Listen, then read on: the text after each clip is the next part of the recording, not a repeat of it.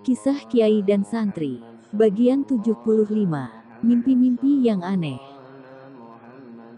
Sekali lagi aku mau bercerita soal mimpiku. Ini mimpiku sendiri. Jadi jangan dikomentari kalau mau cerita, maka ceritakan mimpimu sendiri. Siapa yang hadir dalam mimpiku, maka itu bukan karenaku. Sebab mimpi yang kualami juga bukan karena kehendakku.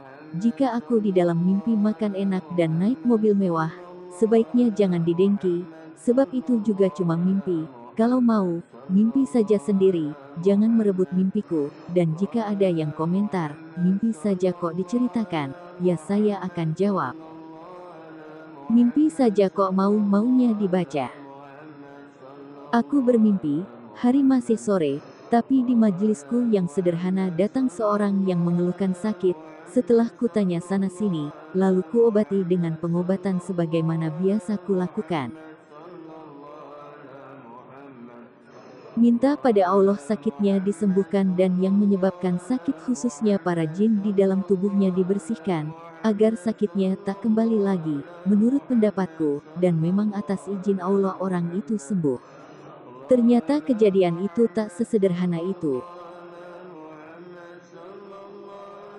Semua orang yang hadir di majelis juga tahu kalau orang yang berobat itu sembuh karena bukan aku hebat, tapi karena Allah menyembuhkan, dan aku hanya sebagai hamba yang bisanya hanya meminta pada Allah, tapi bagi orang awam yang kebanyakan atau orang umum tak hanya seperti itu.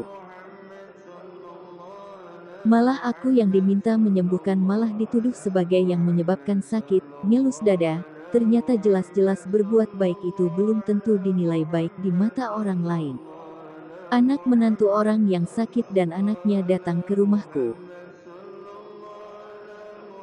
Marah-marah dan menuduhku sebagai yang menyebabkan sakit yang dialami oleh ibunya yang sakit. Buktinya setelah ku sentuh langsung sembuh. Aku tak mau banyak bicara. Aku tinggalkan saja tamu yang mengajak ribut, dan menuduhku yang menyebabkan keluarganya sakit. Malah ku dengar aku mau diperkarakan. Ya Allah, aku menangis pada Allah sendiri dalam kamar, minta diberi kekuatan menerima cobaan ini. Setelah marah-marah kedua orang itu keluar dari rumahku dengan tanpa permisi, setelah berdebat dengan ibunya sendiri, yang sering disuntik bius agar tak keluar keluh kesahnya kalau lagi mengalami rasa sakit. Mimpi lagi, datang seorang yang membawa anaknya yang kecil sakit. Ya aku tanpa banyak kata segera mencoba mengobati anak itu, ternyata karena diganggu jin, sehingga mau diambil nyawanya, jin itu dikirim seseorang karena permasalahan warisan. Dan sebenarnya yang dituju ayahnya, tapi yang kena anaknya. Sekalian kucabut saja ruh dukun santet yang menyerang anak itu, ada 3 dukun, dan jin yang ada di anak itu kukeluarkan semua.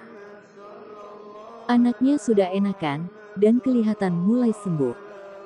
Tapi cerita ternyata tak sampai di situ. Abis dari rumahku, anak itu meninggal dunia. Dan besoknya ayahnya dengan membawa dukun melabrakku. Menuduhku yang menyebabkan anaknya mati. Saya ingin minta kejelasan soal kematian anakku, kata Pak Jo dengan muka agak tak suka. Begini Pak Kiai, Anda seorang kiai, bagaimana mungkin Anda menyebabkan anak kecil itu mati? Anak kecil itu mati secara tak wajar. Bagaimana pertanggungjawaban sampean? Ini kakak anak itu, kata dukun yang dibawa. Dia menunjuk anak remaja yang juga hadir. Dia itu mimpi kalau adiknya mati secara tak wajar. Maaf kalau saya berkata kasar, kami minta kejelasan. Bagaimana saya bisa dituduh? Tanyaku dengan berusaha tenang dan tak terpancing emosi. Bapak kemarin ke rumahku, minta tolong padaku. Saya juga tak meminta, Bapak yang datang sendiri. Juga tak saya undang, bahkan waktu anak Bapak ke sini saya juga sama sekali tak menyentuhnya. Bagaimana mungkin saya malah yang dituduh menyebabkan mati? Kemarin Bapak kan melihat sendiri bagaimana saya mengobatinya, juga kemarin pas di sini, malah ruhnya dukun yang menyebabkan anak bapak sakit sudah saya panggil, dan bapak bicara sendiri dengan ruh dukun itu. Lah kok malah sekarang saya yang dituduh? Kami ingin minta kejelasan, kata dukun itu ngotot. Kejelasan yang bagaimana? Tanyaku. Ya kejelasan apa penyebab anak ini meninggal. Bukannya bapak ini kemarin sudah jelas. Kataku menunjuk kepada ayah anak itu. Iya kan Pak? Iya, jawab Pak Jo. Tapi sekarang saya ingin lebih jelas lagi. Bapak ini bagaimana tuh? Kemarin sudah kuhadapkan pada dukunnya. Bapakku suruh bertanya sejelasnya lalu bapak tak mau bertanya mendetail. Kemarin kan bapak sudah bicara panjang lebar dengan ruh dukunnya. Sampai dukunnya juga minta maaf, bapak juga sudah memaafkan. Kok sekarang berubah? Maaf saya menyela, kata dukun. Saya masih tak percaya dengan apa yang Pak Kiai lakukan. Bisa saja itu hanya rekayasa. Rekayasa bagaimana? Coba Pak Kiai buktikan lagi. Jika itu bukan rekayasa. Baik, aku akan ambil ruh anak bapak yang sudah meninggal. Akan ku masukkan ke orang. Nanti bapak tanya sendiri. Kalau ndak percaya, nanti mas yang suka usil ini jangan salahkan kalau ku cabut ruhnya, ku lempar ke neraka. Atau ku pindah ke hewan, kataku yang segera minta izin ke malaikat Israfil untuk didatangkan ruh anak kecil yang kemarin meninggal. Namanya juga mimpi, ya aneh-aneh saja. 1 menit berlalu, dan ruhnya anak kecil yang meninggal sudah ada di dalam tubuh mediator. Dia menangis. Duk jangan menangis Duk, ini bapakmu ingin minta Pak Yai bertanggung jawab atas kematianmu, silahkan bapak bertanya. Ini ruh anak bapak, Duk bener ini kamu Duk? Iya Pak ini aku Pak, Jangan menuduh pada Pak Kiai yang tak bersalah, yang berusaha menolongku, malah bapak salahkan, Pak, ikhlaskan aku mati ya Pak. Aku kesakitan kalau bapak tak ikhlas, jawab ruh anak kecil yang di dalam mediator. Apa meninggalmu tak wajar Nduk? Bapak sendiri kan tahu kalau aku meninggal tak wajar, kemarin Pak Kiai sudah menunjukkan, tapi kenapa bapak jelek sekali perangainya? Kenapa malah menuduh Pak Kiai yang dengan ikhlas menolong, kenapa bapak begitu? Aku tak menuduh Nduk, tapi bapak bingung, kata Pak Jo. Pak. Ikhlaskan aku ya Pak, memang aku awalnya mati tak wajar, tapi Allah sudah memperbolehkanku dan aku meninggal dengan ikhlas Pak. Aku disiksa, kalau Bapak menuduh Pak Kiai, aku kesakitan Pak. Bapak begitu tega padaku, malah tidak mendoakanku, malah menuduh Pak Kiai yang melakukan ini, padahal dia menolongku. Pak Kiai maafkan bapakku Pak Kiai, Yanduk, Kiai ndak apa-apa dituduh. Allah Maha Tahu, silahkan Pak, bertanya apa lagi. Ya Pak Kiai. Saya sudah ikhlas, dan tak akan menuduh Pak Kiai, kata Pak Jo. Ini mumpung anak Bapak di sini, jadi mau tanya apa lagi? Tanyaku, sudah Pak Kiai. Sudah Yanduk, maaf Pak Kiai memanggil ruhmu kembali, sekarang ku serahkan lagi ke malaikat Israfil. Ya Pak Kiai. Maafkan saya dan bapak saya. Yanduk, yang tenang di sana. Aku mengembalikan ruhnya anak itu ke akhirat. Namanya juga mimpi, ya aneh-aneh saja. Bagaimana? Apakah mas ini masih mau menuduhku? Telunjukku kuarahkan pada dukun yang menyertai. Kalau masih tak percaya, akan kubuktikan kalau itu disangka bukan ruh asli, akan kupindah ruh mas ini ke kecoak, mau? Ah ndak Pak Kiai, kenapa begitu? Kata si dukun. Ya biar percaya, apa yang saya lakukan ini benar atau bukan. Cuma rekayasa atau bukan. Sudah saya percaya saja. Ya tidak bisa begitu, mumpung masih di sini, dibuktikan kan bisa, daripada nanti di belakang ndak benar, kan sekarang saja dibuktikan.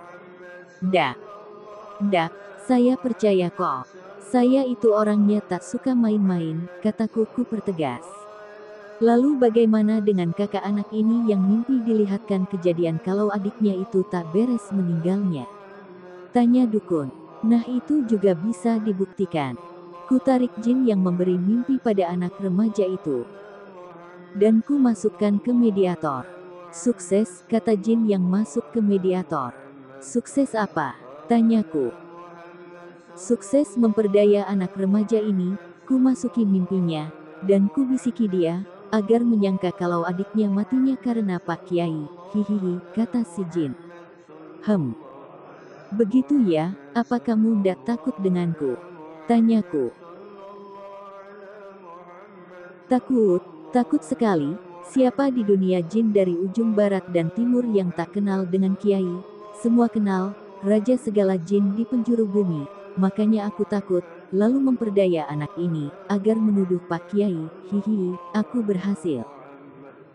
Tapi tertangkap basah. Kenapa kamu jahat begitu? Karena aku pengikut iblis. Ya sudah kamu mati saja. Ampun ampun Pak Kiai jangan bunuh aku. Aku tak akan membunuhmu, silahkan malaikat maut cabut nyawanya. Mediator segera mengejang. Dan jin sudah tercabut nyawanya. Kejadian mimpi makin panjang, dan berlanjut pada orang tua anak yang meninggal minta rumahnya dibersihkan, dan berlanjut pada cerita keluarganya dibersihkan semua dari gangguan jin, juga si dukun juga ikut-ikutan minta dibersihkan dari jin. Cerita mimpinya jadi gak seru. Cerita mimpi yang lain saja, ku tekankan yang tak suka baca, sebaiknya jangan baca soal mimpiku ini, karena ndak ada manfaatnya sama sekali, juga jangan diikuti alur ceritanya karena namanya juga mimpi, sama sekali ndak nyambung. Jamin. Tapi aku akan menulis saja mimpiku ini, walau sekedar mimpi. Kali ini mimpi, Nabi Sulaiman AS mendatangiku, ya bisa saja jin, atau setan yang mendatangiku, dia mengaku sebagai Nabi Sulaiman, karena dalam mimpi aku juga gak sempat nanya nomor HP-nya, namanya juga mimpi. Jika ada yang nanya nomor HP-nya Nabi Sulaiman itu berapa, dia menyerahkan sebuah mahkota ke kepalaku, dan menyematkan cincinnya di jariku, katanya cincin di jariku adalah cincin untuk menaklukkan segala macam jin. Wahyan mimpi kok ya aneh-aneh. Setelah itu aku diminta memanggil semua jin yang dulu takluk padanya, dan diminta mengislamkannya, dan datang berjuta-juta triliun jin, berbentuk kelelawar, dan segera kumediumisasi, dan kuislamkan, kalau ada yang tanya, mana mahkota Nabi Sulaiman? Ya gak adalah, wong mimpi kok ditanyain wujudnya. Mimpi nyatanya ya aneh-aneh, tapi tetap saja mimpi, dan kebanyakan mimpi itu bukan logika. Jadi bingung kadang mau cerita mimpi, banyak mimpi-mimpi mau diceritakan keburu lupa. Sampai kadang kepikiran apa ada gak ya alat untuk memutar ulang mimpi, agar mimpi yang aneh-aneh itu bisa diceritakan, paling tidak daripada membicarakan kejelekan orang, sama-sama nganggurnya, mending membicarakan mimpi yang tidak menyakiti orang lain, misal kok ada nama atau kejadian yang sama. Ya kali saja kebetulan, seperti kalau di buku-buku fiksi, jika ada kejadian atau nama yang sama dengan cerita ini maka itu hanya kebetulan saja, sama sekali tak ada unsur kesengajaan. Juga sama dengan mimpiku, jadi kalau ada kejadian yang sama atau mencakup siapa saja, maka itu tanpa ada unsur kesengajaan, aku hanya menulis mimpiku, kamu juga bisa menulis mimpimu. Kalau perlu sedia buku siapa tahu mimpi bisa diterjemahkan ada maksud di balik kejadian di alam bawah mimpi, yang tukang tombok togel saja selalu mencari arti di balik mimpi. Hehehe. Ku lanjutkan di cerita mimpi yang lain. Suatu kali iseng-iseng aku memanggil ruh para leluhur sampai pada tarapan tertentu, aneh juga berbondong-bondong ruh para leluhur para silsilahku datang, dan yang membuatku lebih aneh. Ada di antara ruh itu adalah orang yang berwajah sebagaimana Sunan Ampel dan Sunan Giri. Kenapa ku kenal dengan Sunan Ampel dan Sunan Giri? Sebab sebelumnya aku pernah bertemu dengan Sunan Ampel, Sunan Giri, Sunan Kalijaga yang memberikan ilmu padaku, juga memberikan nasihat padaku. Sehingga aku paham dengan wajahnya. Aneh juga. Apa ini semua adalah ruh kakekku? Tanyaku polos. Benar kami para kakekmu, ada keperluan apa angger kamu memanggil kami? Tanya salah satu. Boleh saya tahu nama-nama kalian? Agar saya bisa mendoakan satu persatu. Kataku beralasan. Lalu salah satu berkata, kalau mendoakan, dijama saja ngger, ndak usah satu-satu. Wah gak bisa tahu kalau begitu, waduh aku mati kutu. Ya kalau begitu, terima kasih atas kehadiran kalian semua. Maaf telah mengganggu istirahat para kakek, kataku serba salah. Aku melupakan saja mimpi itu, rasanya ndak begitu penting, selama ini aku ndak tahu siapa kakekku juga tak masalah. Tapi makin aku berusaha tak ingin tahu, makin saja menggelitik rasa ingin tahuku. Apa benar kalau Sunan Ampel atau Sunan Giri itu adalah kakek buyutku? Mimpi lagi. Sunan Ampel dan Sunan Giri duduk di depanku, mereka menyebutku Hatib. Maaf saya bukan Hatib Kanjeng Sunan.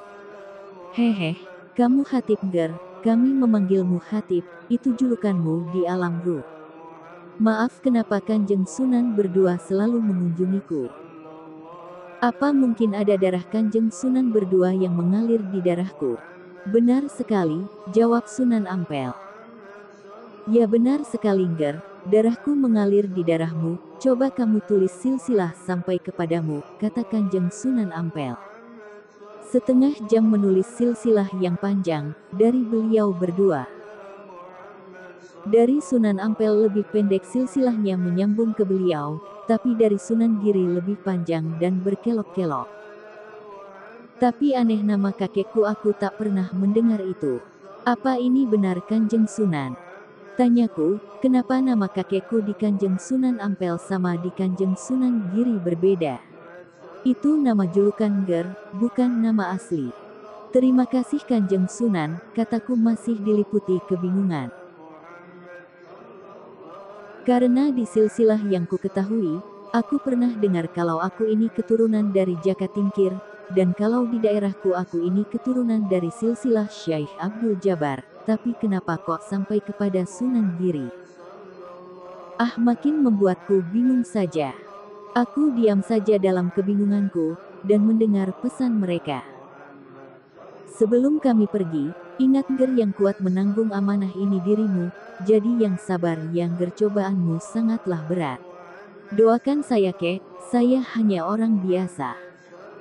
Cucumu ini orang lemah tak ada daya. Aku tertegun sampai mereka berdua mengucap salam dan pergi. Masih dikungkung kebingungan. Aku coba tanyakan Khodam Malaikat, dan dia juga menjawab bahwa silsilah itu benar adanya. Makin bingung. Di mimpi berikutnya, aku didatangi Syekh Abdul Jabar, beliau tersenyum. Siapa ini? Tanyaku. Aku Abdul Jabar, kakekmu. Syekh Abdul Jabar ngelirip, tanyaku. Benar. Apa benar menurut para ayah dan kakekku?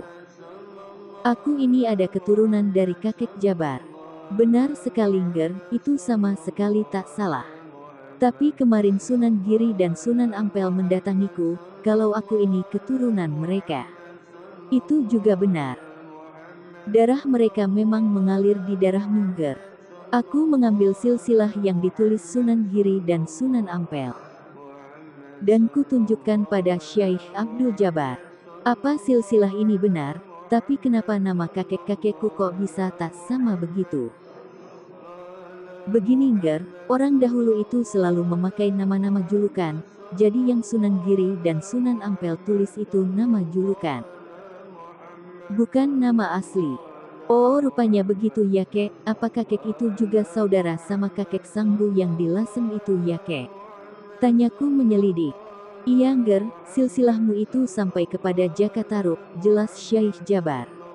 Kok sampai sana juga? Kamu ini bagaimana Tungger, Ger? Memangnya ada orang yang bisa punya kelebihan sepertimu ini, kalau tidak bercampurnya silsilah yang berpadu, dari Rasulullah SAW, berpadu dengan silsilah dari alam kahyangan, kan di darahmu mengalir darahnya istri Jaka Tarub, Dewi Nawang Wulan. Makanya kenapa kamu bisa menaklukkan dan menjadi raja di Raja Jin, aku saja ndak bisa kok, hehehe. Saya jadi merasa kecil kek. Aku ini ndak punya apa-apa kok, malah dapat amanat kepercayaan sebesar ini. Sudah. Dijalankan saja takdirnya Gusti Allah, Ger. Doakan saya kek. Oh ya, macan putih yang menunggu makam kakek sudah kamu islamkan ya? Iya kek, macan. Dan semua penunggu hutan ngelirik juga jin yang mengaku putri ngelirik semua sudah ku islamkan kek. Weh, cucuku. Aku bangga mempunyai cucu seperti Mungger, sudah menjadi raja segala jin penjuru bumi, masih juga mengurusi jin-jin yang bersifat kecil. Kakek saja ndak bisa mengislamkan mereka, karena kakek ndak punya ilmunya. Ingat cucu, jangan banyak jin di sini, nanti kepenuhan gak baik. Kalau sudah Islam ya suruh kembali ke tempat tinggalnya masing-masing. Aku lihat di sini sudah terlalu penuh jin, ndak baik mengurusi banyak jin. Lebih baik memperbanyak mengajak manusia.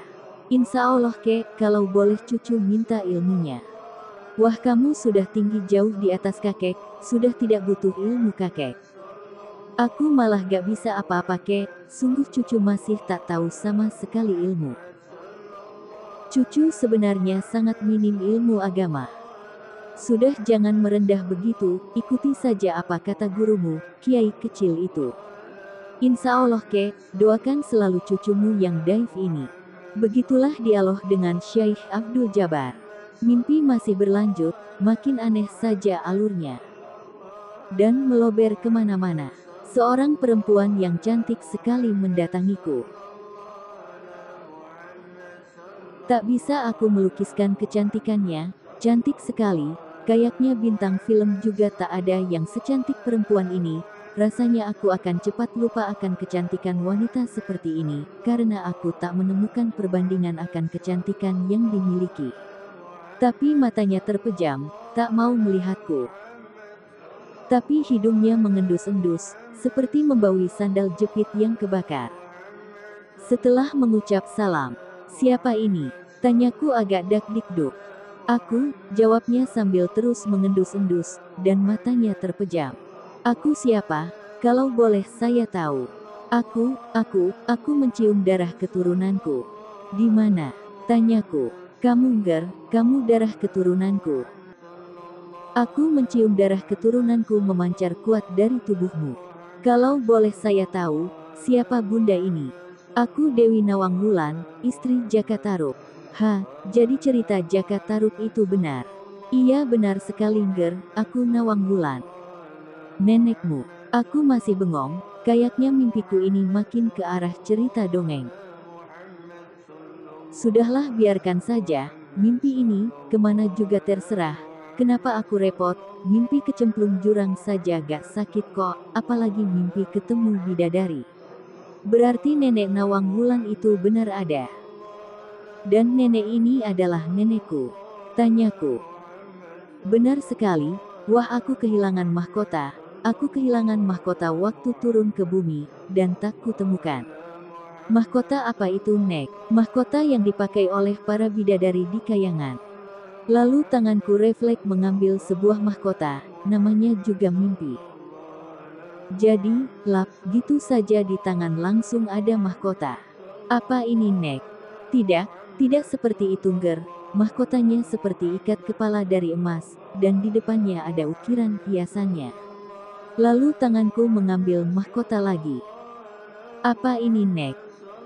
"Ya benar sekali cucuku, wah ilmumu sakti sekali, hanya melambaikan tangan kamu sudah menemukan mahkota nenekmu, padahal nenek sudah lama mencarinya."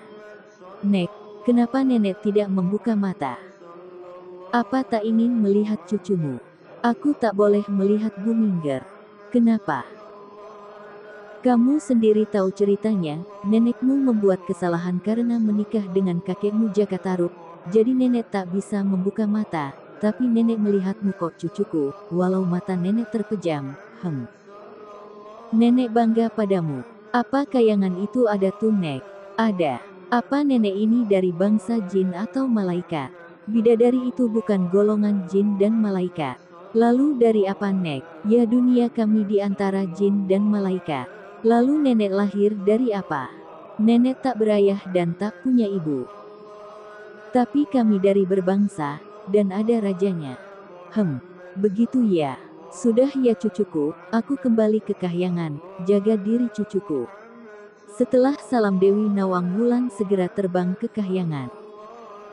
Bener-bener mimpi yang makin aneh saja.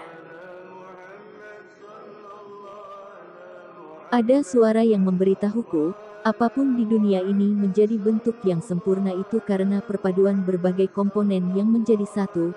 Bikin sambal saja harus ada cabai, bawang merah putih, bahkan garam harus ada. Jika tak ada cabai atau garam misalkan, maka tak akan tercipta sambal yang enak.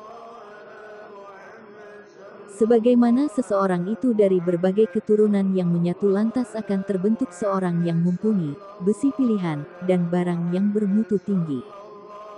Mimpi masih berlanjut, sekarang kakekku yang menjadi ayah dari ibuku, yang menemuiku. Kulihat wajahnya sedih. Aku kenal betul kakekku ini karena sampai umur 16-an aku masih melihat kakekku masih hidup. Bah Nang, tanyaku, setelah ku jawab salamnya. Aku biasa memanggilnya Mbah Nang. Iya Nang, wah kamu sudah jadi orang besar, ilmumu sudah tak terbatas. Wah tidak juga Mbah. Aku masih seperti dulu. Ya ndaklah Nang, kamu sekarang dikenal di mana-mana. Kok di kepala mbahmu ada mahkotanya, padahal tadi tidak, Nang, Mbah bangga padamu, derajat Mbah diangkat di sana karenamu. Wah kok karena saya tuh Mbah, aku orang biasa. Ora Nang, sungguh Mbah ini. Tak menyangka, kamu dulu yang nakalnya sampai membuat mbahmu ini kuawalahen, mumet, pusing, kalau taunya seperti ini, ya Mbah dahulu gak akan melorohi, menegur dirimu, wes tak biarkan saja. Ndak Mbah, sudah tugas Mbah, dahulu memperingatkan saya memang anak bandel. Ora Nang. Mbah sekarang malu denganmu. Wah Mbah ini melebih-lebihkan saja. Gak kok Nang, Mbah sungguh malu sekali. Ndak tahu Mbah maksudnya Gusti Allah, sekarang Mbah sudah meninggal baru melihat, Mbah jadi malu sekali, sampai menegurmu dahulu. Mbah, ada gak kakek buyut yang orang hebat, kok saya jadi orang seperti sekarang? Wah nger aku ini ilmuku cetek. Tak tahu aku. Coba ku tempel ya Mbah, tak tempel ilmu penglihatan melihat silsilah Mbah. Ya, wah ilmumu banyak banget. Ada nger, Mbah ini keturunan dari Bandung. Bandung siapa tuh Mbah? Bandung Bondowoso, Nang. Oh yang membangun candi Prambanan itu. Tanyaku. Iya benar, Mbah. Bagaimana nasib Mbah Putri di sana? Wah aku ndak melihat bagaimana mbahmu di sana. Loh apa ndak ketemu Mbah? Ndak itu Mbah. Ku doakan biar disatukan sama Allah ya Mbah. Ya nger, doamu yang makbul. Jadi kamu yang mendoakan Simbah, baru ketemu kamu sekali saja Mbah sudah mendapat mahkota, wah sungguh ajaib kue nger. Ndak Mbah, aku orang biasa saja. Wes nger aku pamit kembali ke sana, itu kakekmu Bandung Bondowoso ingin menemuimu. Mbahku sudah pergi. Datang lelaki tua renta mendekatiku. Apa Mbah ini yang bernama Bandung Bondowoso? Tanyaku setelah orang itu mengucap salam yang bukan assalamualaikum. Kalau tak salah Om Santi-Santi. Yangger aku benar Bandung Bondowoso, kakekmu, kakek dari jalur ibumu. Jadi benar kisah membangun Candi Loro Jonggrang itu yang membuat kakek. Benar sekali cucu, kakek dulu yang membuat.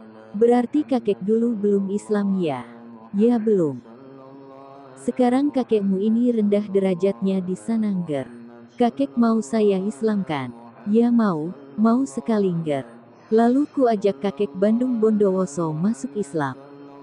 Mimpi ya memang aneh. Setelah membaca 2 kalimat syahadat, kakek Bandung Bondowoso menangis sesenggukan beberapa lama. Setelah tangisnya reda, Ngger kakek tak pernah selama hidup mengalami kebahagiaan seperti ini. Terima kasih ya Ngger. Ya kek, sama-sama. Kek, kalau boleh cucu tahu, apa benar kakek membangun Candi Sewu itu dengan bantuan jin? Benar sekali Ngger, itu cerita nyata.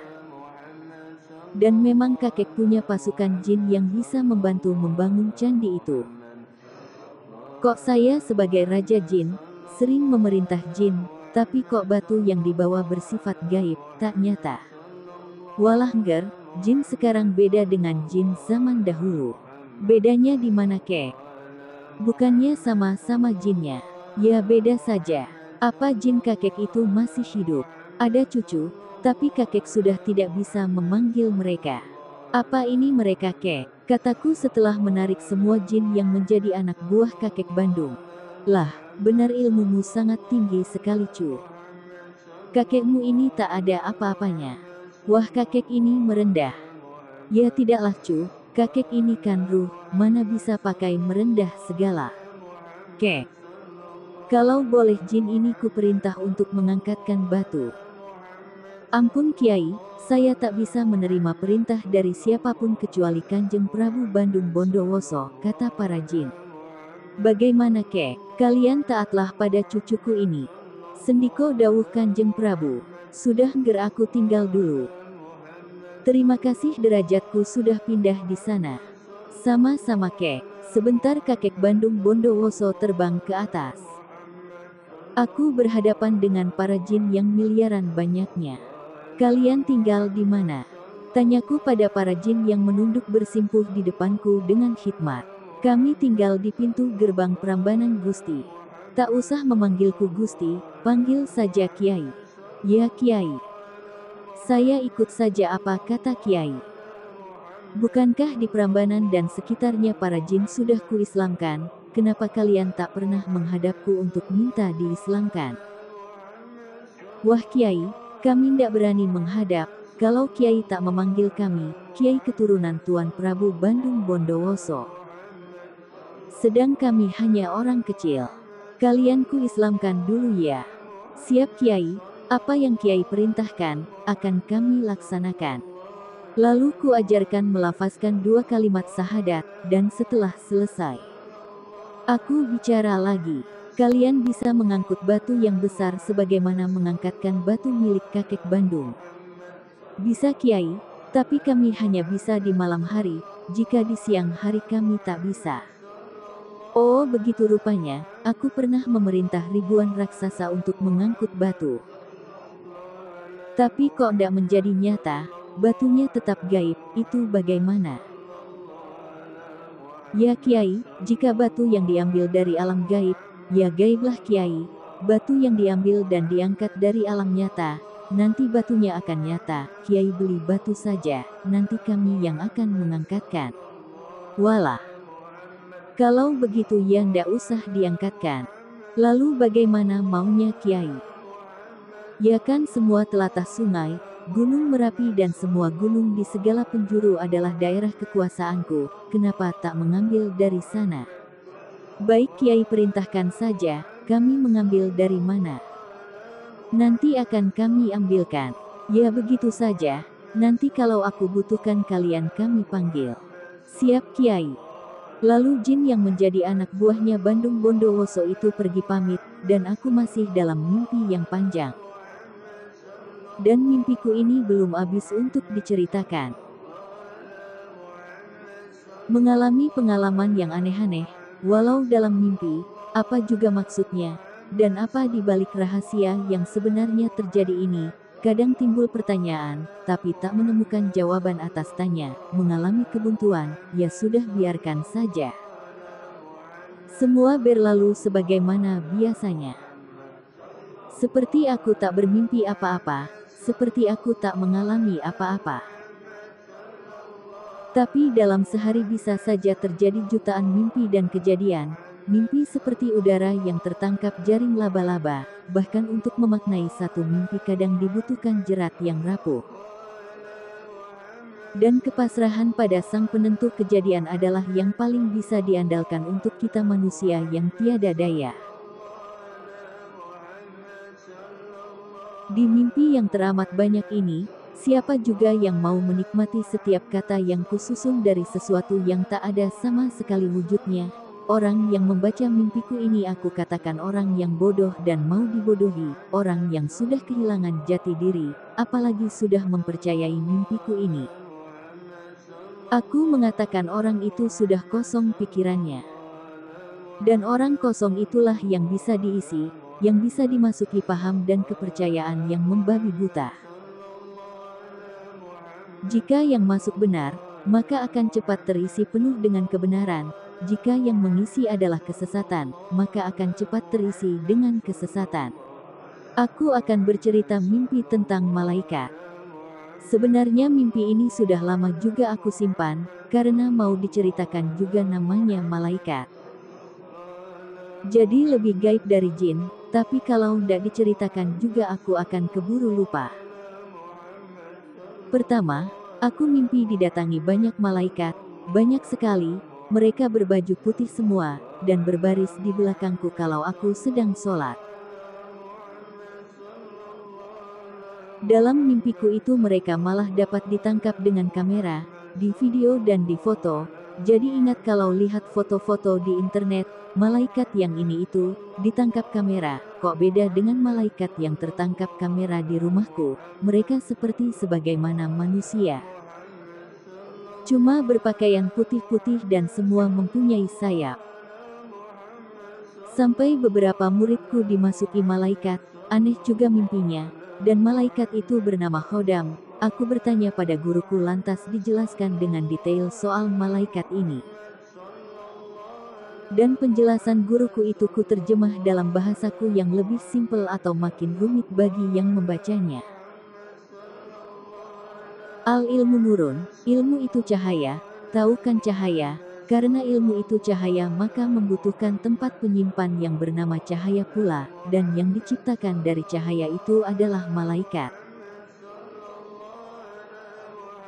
Jadi ilmu itu membutuhkan tempat penyimpan file ilmu yaitu malaikat, karena sesuai zatnya ilmu, air bisa disimpan di galon, kendi, dan apa juga yang tak bocor di bawahnya. Segala sesuatu itu membutuhkan penyimpan apa saja yang sesuai dengan sifat zat itu.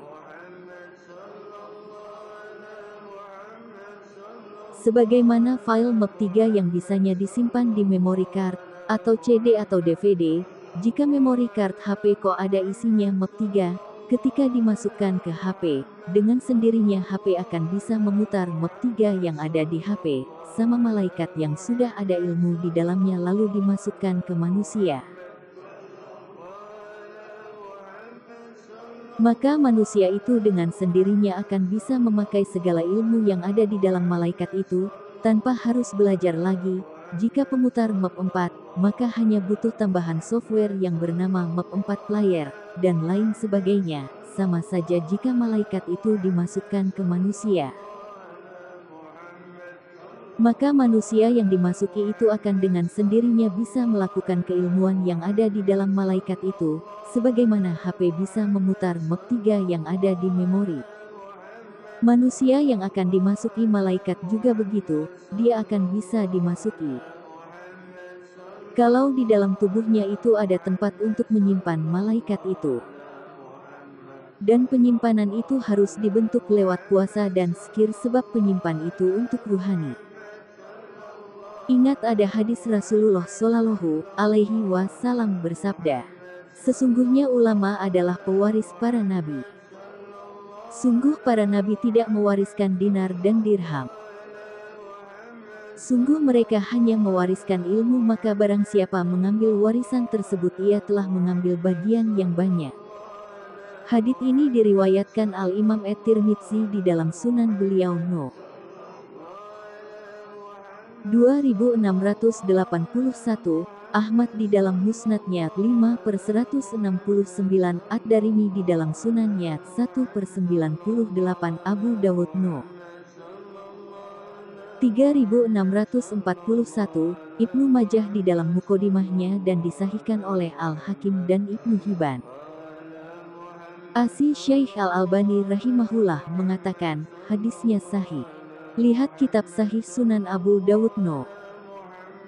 3096, Sahih Sunan At-Tirmidzi No. 2159, Sahih Sunan Ibnu Majah No. 182, dan Sahih At-Targhib 1/3368. Jadi ulama, atau orang yang berilmu itu adalah pewarisnya para nabi. Tahu kan yang namanya warisan?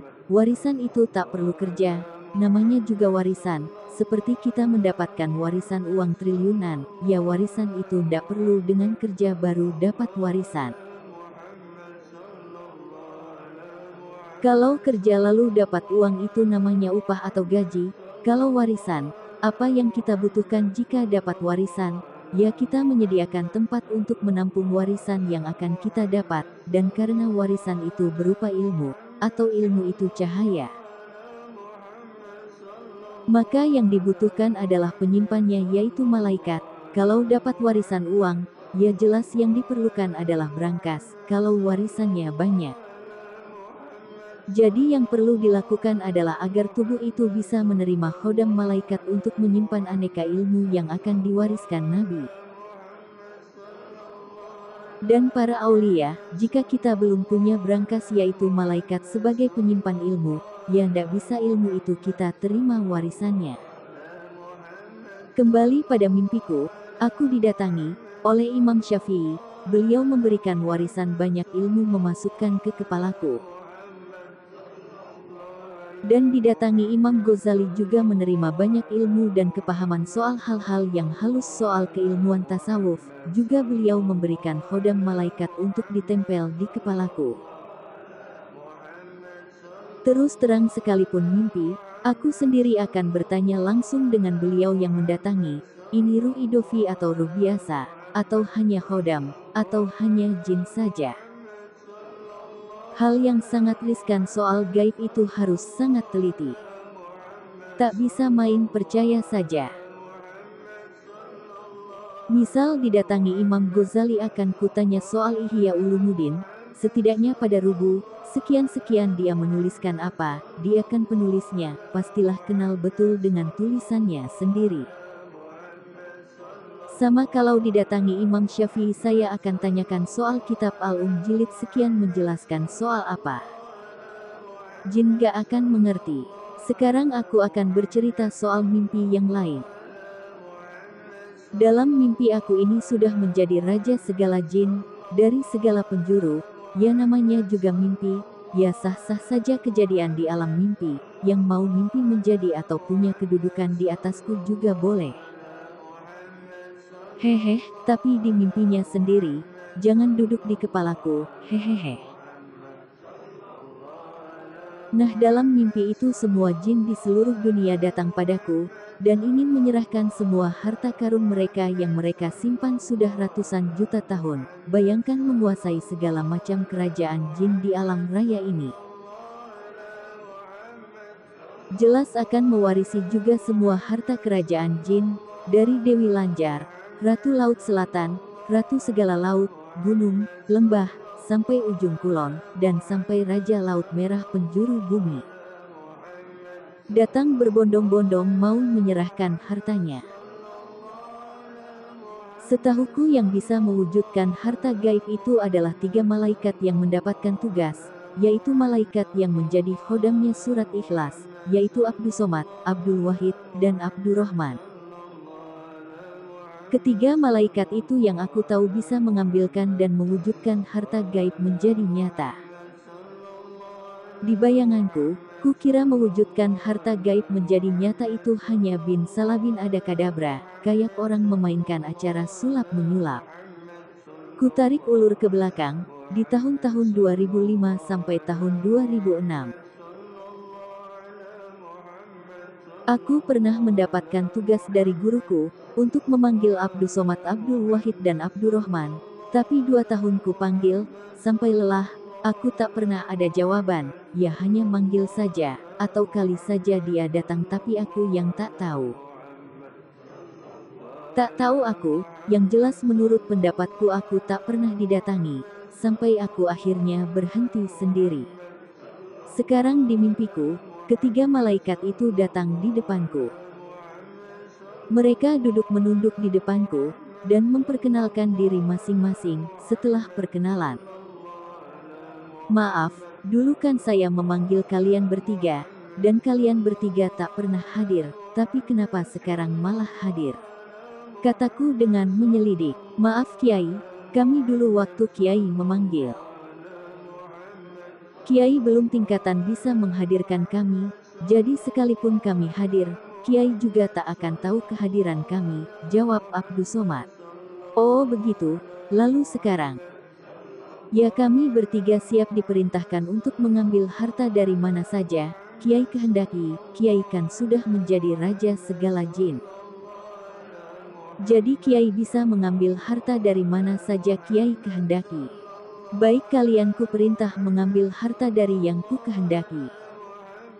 Lucu juga kejadian yang dialami di alam mimpi. Abdus Somad lantas mengambil harta dari Dewi Lanjar di Laut Utara, dan dia berangkat. Mungkin maksudnya adalah agar tak menyulitkanku, ketika yang diambil emas, dan agar aku langsung bisa memakainya. Dia jual emas itu di jin lain, dengan uang jin tentunya. "Kiai, uangnya sudah saya taruh di tempat Kiai," kata Abdus Somad. Aku dibawa Abdus Somad pada uang yang dibawanya. "Mana? Kok gak kelihatan?" tanyaku, karena memang tak ada apa-apa. "Loh uangnya kan di depan Kiai ini, bertumpuk-tumpuk ototnya." "Waduh gak beres ini. Uang apa?" "Sama sekali tak ada uang. Kamu tadi bagaimana?" Abdus Somad ceritanya soal uang ini, bukannya ngambilnya dari Dewi Lanjar adalah bentuk lempengan emas. "Iya benar Kiai, tadi ku ambil dari sana bentuk lempengan emas, lalu agar tak menyusahkan Kiai, Kiai bisa memakainya langsung. Lantas uang itu saya bawa ke kerajaan jin lain, dan saya suruh membelinya, jadi saya bawa ke sini dalam bentuk uang." "Wah itu namanya uang gaib, gak wujud, jangan-jangan uangnya itu uang daun, walah bagaimana tuh?" "Maaf Pak Kiai, maaf, lalu bagaimana ini?" "Emasnya sudah di tempat kerajaan jin itu," kata dia panik. "Sudah tak apa-apa, uangnya sudah ku kembalikan saja, ku ambil dari kerajaan itu ku kembalikan ke tempatnya semula." "Di tempat Dewi Lanjar," kataku sambil membuat gerakan mengambil uang dan mengembalikan ke tempat emas semula. Dan emas kembali ke tempat semula. Kembali dilakukan pengambilan emas dari tempat lain. Dan lagi-lagi tak wujud, tetap saja gaib. Dan memang mengambil uang atau harta karun gaib itu tak semudah membalikkan telapak tangan. Teorinya, kita mengambil uang banyak di dunia nyata saja perlu perizinan dari ini itu, kecuali uang sedikit, dan perizinan itu bisa saja berbelit-belit, misal mengambil dari negara lain, ke negara lain, jadi tidak semudah kelihatannya. Apalagi kalau dari gaib ke nyata, maka banyak lagi perizinannya, dan tak semudah kelihatannya, kecuali bersekutu dengan setan, dan iblis, nyupang, pesugihan dan lain-lain, itu menggunakan kekuatan sihir iblis jadi bisa. Makanya jangan mudah tertipu kalau ada orang yang mengajak mengambil uang dari gaib, jangan sampai tertipu. Dalam mimpi sekarang aku didatangi berbagai raja kerajaan manusia, namanya juga mimpi, jadi bukan nyata tentunya, mungkin ruhnya atau apa, aku juga gak ngerti. Yang datang Raja Tamim, seorang pemuda seumuran 37-an tahun yang gagah, dia dari Qatar. "Ini siapa?" tanyaku pada pemuda di depanku. "Yang tinggi." "Saya Raja Tamim," jawabnya. "Dari mana ini Raja Tamim?" "Saya dari Qatar." "Raja jin dari Qatar?" "Bukan, saya Raja Qatar dari bangsa manusia." "Benar, dari bangsa manusia, lalu ini apanya?" "Saya ruhnya." "Ruh Idofi." Atau hanya Hodam? Saya Ruh Idovi atau ruh aslinya Raja Qatar. Oh, begitu. Ini murid Kiai, tanya Raja Qatar menunjuk Mbak Nur yang duduk agak jauh dariku. Boleh, boleh, apa dia ada yang punya? Tanya saja sendiri, jawabku. Wah saya ndak berani Kiai. Kenapa ndak berani? Dia kan murid Kiai. Silahkan saja kalau mau. Tanyakan saja. Wah Kiai, saya jadi salah tingkah ini. Wah bagaimana saya keringat dingin ini, dia duduknya menjauhi dan mencoba membelakangi Mbak Nur. Kenapa salah tingkah? Ya gak tahu, kenapa saya jadi salah tingkah begini. Jangan malu-malu. Maaf, sudah punya belum Mbak ini? Sudah, jawab Mbak Nur. Belum. Dia sebelumnya sudah punya suami tapi kemudian cerai, jelasku. Lalu suaminya di mana? Tanya Raja Tamim. Ya di rumahnya. Boleh ku minta? Kiai, silahkan saja kalau dia mau. Aduh saya jadi serba salah, Kiai saja yang bilang padanya. Kenapa tak bilang sendiri? Saya malu Kiai. Hahaha, gak bener ini, ngayal, kata Mbak Nur. Ya sudah akhirnya terbangun dari mimpi. Bergantian dalam mimpi, Raja Saudi, Raja Emirat Arab, dan Raja Tamim, juga Raja Brunei datang menemuiku. Namanya juga mimpi, juga aneh-aneh saja.